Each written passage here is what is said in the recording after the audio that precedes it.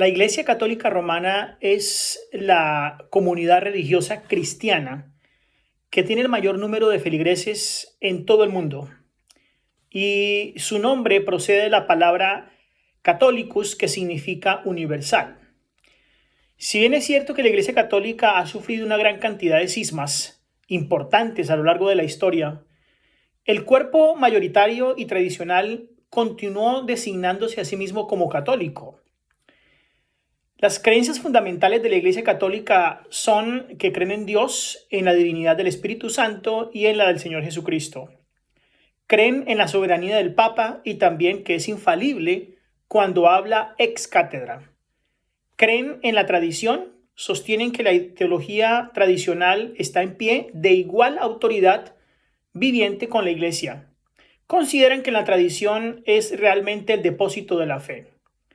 La Iglesia Católica cree que el sacrificio de la misa no es otra cosa que la reiteración del sacrificio de Cristo representado simbólicamente en el altar a través de un rito realizado por una autoridad competente como ese sacerdote.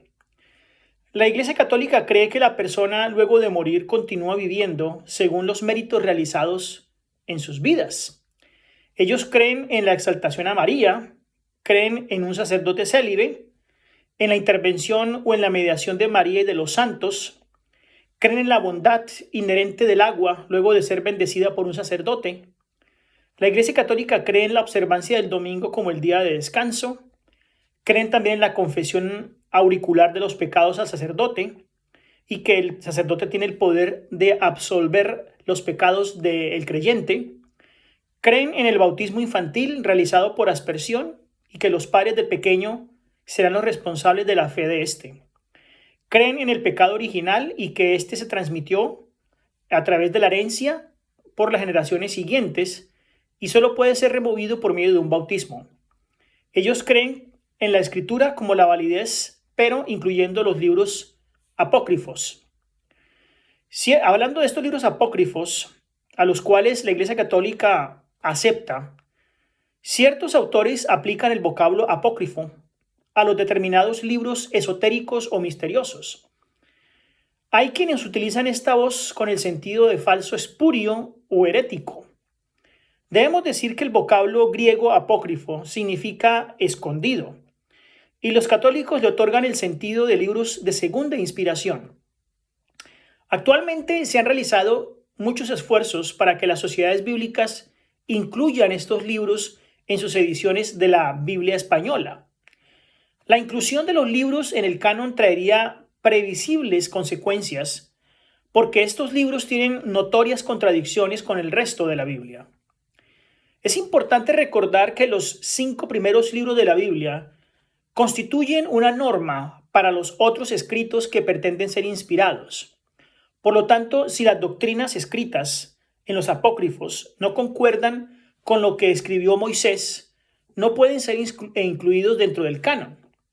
Por lo tanto, la norma de toda interpretación cristiana se debe centrar en Cristo.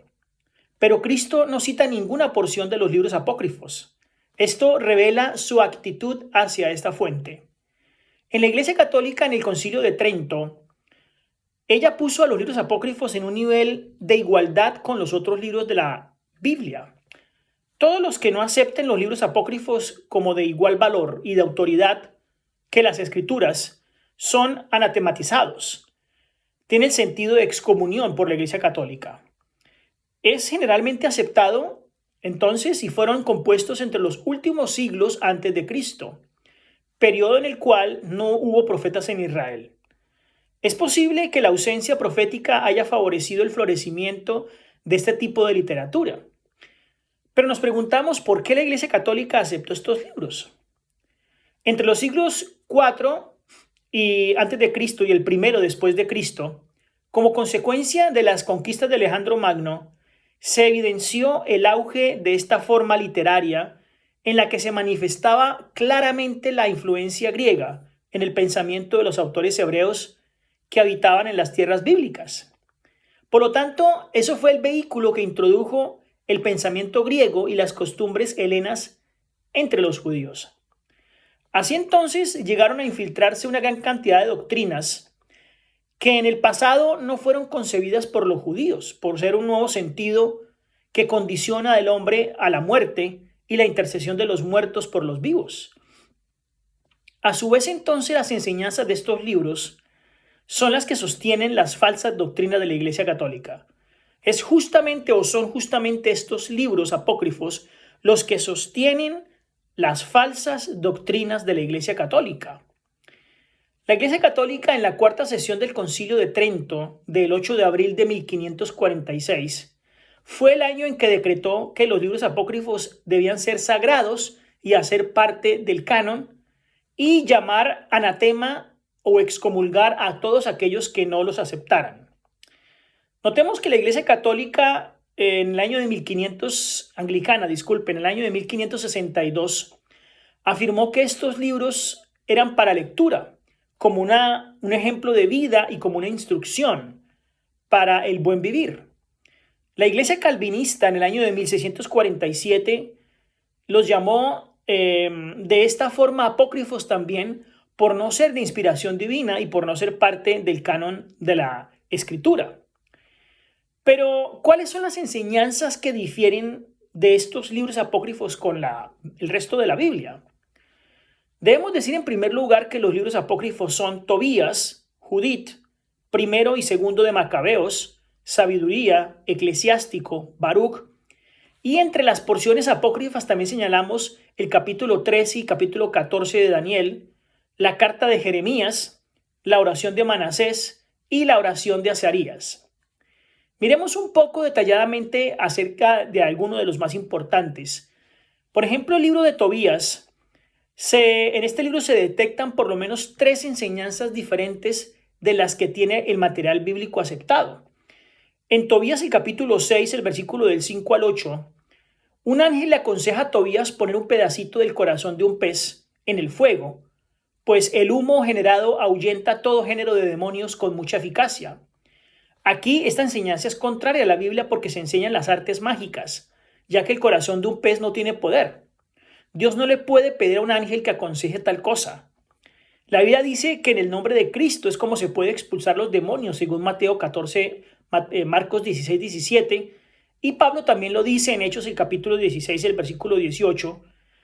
Además, en este libro encontramos que el hecho de dar limosna limpia el pecado. Está en Tobías el capítulo 12, versículo 8 y 9. La limosna libra de la muerte, según este libro, y limpia de todo pecado.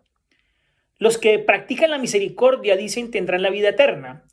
En realidad, nosotros somos redimidos no con cosas corruptibles como oro y plata, sino por la sangre de Cristo Jesús, según Primera de Pedro, el capítulo 1, los versículos 18 y 19. También encontramos en este libro de Tobías que un ángel le dice una mentira. Está en el capítulo 5, el versículo 11 a el versículo 14. Y esta es una de las curiosidades de este libro, porque en un determinado momento se establece una conversación entre Tobías y el ángel Rafael, a quien Tobías no sabe que es un ser angélico, y le pregunta de qué tribu eres. Y el ángel le responde: soy hijo de Azarías, hijo de Ananías, grande de tus hermanos. A lo que Tobías entonces le responde: tú eres de una buena y noble ascendencia. Una afirmación de este tipo en un ángel del Señor lo haría culpable de transgresión del 9º mandamiento, según Éxodo 20:16.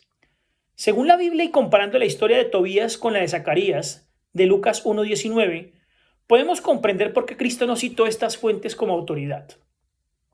El libro de Judith, por otro lado, encuentra una gran cantidad o señala una gran cantidad de irregularidades históricas. Se dice que el reino sobre la ciudad de Nínive, la capital de Asiria, tenía como rey a Nabucodonosor, lo cual es completamente falso. ¿Cómo pudo reinar Nabucodonosor sobre un imperio asirio que fue destruido antes de él? Este hecho, sostenido por la Biblia y confirmado por la historia, ocurre antes de que él accediera al trono de Babilonia. ¿Por qué no se lo llama rey de los asirios, cuando en realidad fue rey de los babilonios? Este es un error también que encontramos en el libro de Judith. Ahora, al margen de estos gruesos detalles históricos, nos encontramos con un hecho bastante complicado y bastante imposible. Se afirma que una mujer ayunó toda la vida y en lo más alto de una casa se había hecho una vivienda separada donde estaba recogida con sus criadas y ceñida de cilicio. Ayunaba todos los días de su vida, menos los sábados y los novilio. Esto lo dice Judith, el capítulo 8, el versículo 5 y 6. Por lo tanto, encontramos en el libro de Judith una gran cantidad de hechos incoherentes y que no pasan realmente a nivel histórico. En el libro de los Macabeos, en el libro primero y segundo de Macabeos, encontramos digamos que una referencia histórica.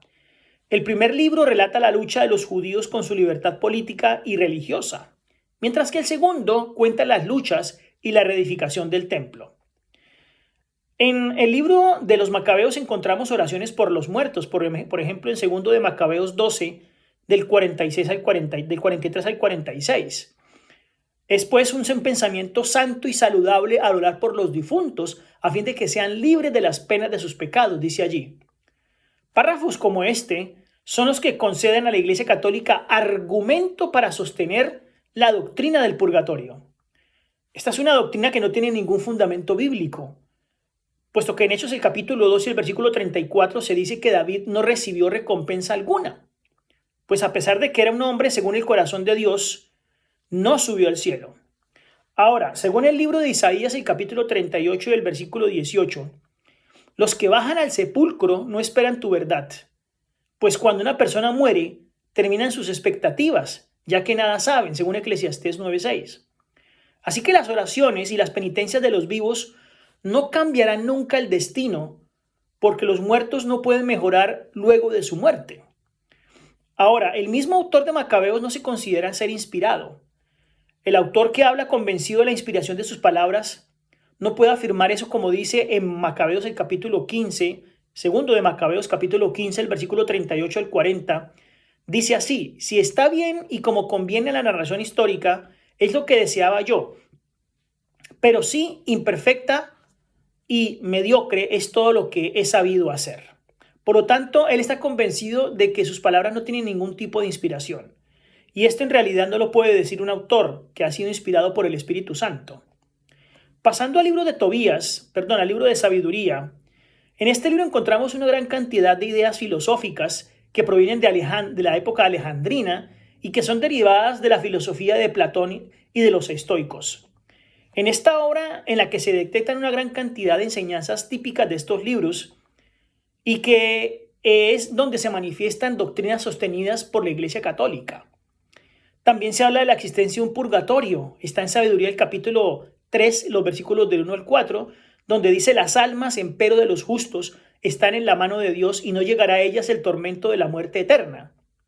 A los justos de los insensatos pareció que morirían, y su tránsito o salida del mundo se miró como una desgracia, y como un aniquilamiento su partida de entre nosotros. Mas ellos, a la verdad, reposan en paz, y si delante de los hombres han padecido tormentos, su esperanza está llena o segura de feliz inmortalidad. La Biblia en realidad no enseña nada de un estado intermedio. Nos remitimos a los textos dados originalmente en relación a las oraciones por los muertos. En estos libros en este libro de Sabiduría encontramos también temas que hablan de la predestinación y del azar. Por ejemplo, en Sabiduría, el capítulo 8, los versículos 19 al 20. Dice: ya de niño era yo de buen ingenio y me cupo por suerte una buena alma. La doctrina aquí de Sabiduría nos enseña o da impulso a la doctrina del nacimiento inmaculado de María. Sin embargo, solamente el nacimiento de Cristo tuvo esas condiciones, según Lucas el capítulo 1, del 30 al 35. Por otra parte, la aseveración "me cupo en suerte una buena alma" introduce, por supuesto, la idea de la preexistencia del alma, y esto va en contra de lo que la Biblia dice al respecto. Porque se dudó entonces de todos estos libros. Bien, aquí hemos visto algunas características y razones por las cuales estos libros no fueron incluidos en el canon palestino. Primero, segundo de Esdras, Tobías, Judith, algunas adiciones a Esther, Sabiduría de Salomón, Eclesiástico, Baruch, la carta de Jeremías, la oración de Azarías, el episodio de la casta Susana, Bel y el dragón y la oración de Manasés de primero y segundo de Macabeos. Así entonces son razones válidas para decir a ciencia cierta, en verdad, por qué no son inspirados por Dios y por qué no son aceptados por el canon judío, pero sí por el canon católico, pues son en estos libros donde la Iglesia Católica basa todas sus doctrinas que están a la luz de la Biblia denominadas como falsas. Que el Señor les bendiga.